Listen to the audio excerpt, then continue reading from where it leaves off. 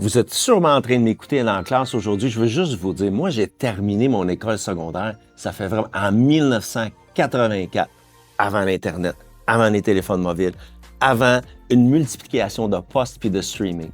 Par contre, ce qu'on a en commun, moi aussi, j'étais le petit gars qui s'assoyait en arrière de la classe, qui aimait ça être perturbant, qui aimait ça jaser. Le social est extrêmement important.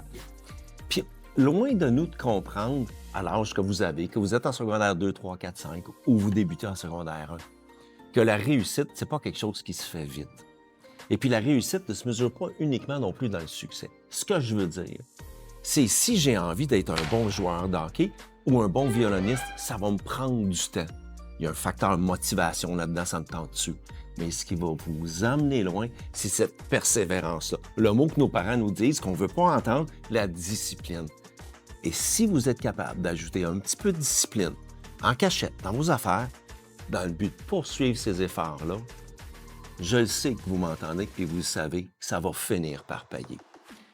Et même ceux qui ont un peu plus de difficultés à l'école, qui a été mon cas souvent, bien que j'étais bon à l'école, je ne mettais pas les efforts tout le temps, le sentiment de recevoir une note d'école avec un résultat qui va bien, ce sentiment de fierté-là, je pense que c'est important de le lier à quand est-ce que je vais mettre mes efforts. Et ça va finir par payer.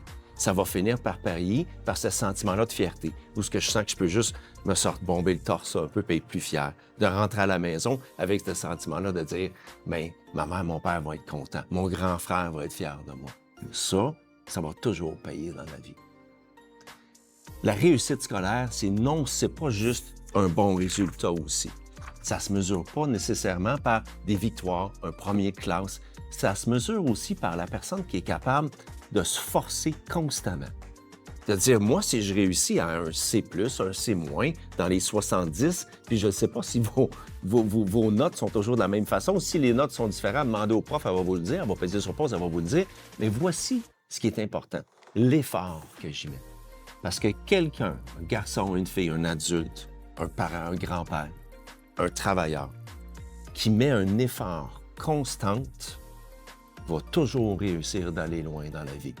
C'est beau de décoller vite, mais le train diesel qui prend son temps à décoller, puis il prend son temps, puis finalement il est sur un air d'aller, est difficile à arrêter. Puis cette métaphore-là s'applique dans tout dans vos vies, dans les relations sociales, dans mon effort de vouloir bâtir quelque chose, dans mon effort de vouloir mieux adresser ma relation avec mes parents, mes choix des amis, d'arrêter de consommer, d'arrêter des mauvaises habitudes. Ces efforts-là vont toujours payer. En bout de ligne, mon effort pour vous autres, c'est l'avenir est devant vous, dans un moment où ça va extrêmement vite dans notre société. Puis il n'y a rien de plus valorisant, je vous le promets. J'ai déjà été vous. J'ai déjà été le petit gars en arrière de la classe. J'ai déjà été celui qui restait en retenue à l'école, qui se faisait réprimander. Mais j'ai déjà été aussi celui que, quand l'effort venait, j'étais fier, j'avais des bons résultats. Et pour moi, c'est quelque chose qui m'a nourri. Adressez ça, la petite persévérance dans tout ce que vous faites, et vous allez faire de votre vie une vie beaucoup plus confortable.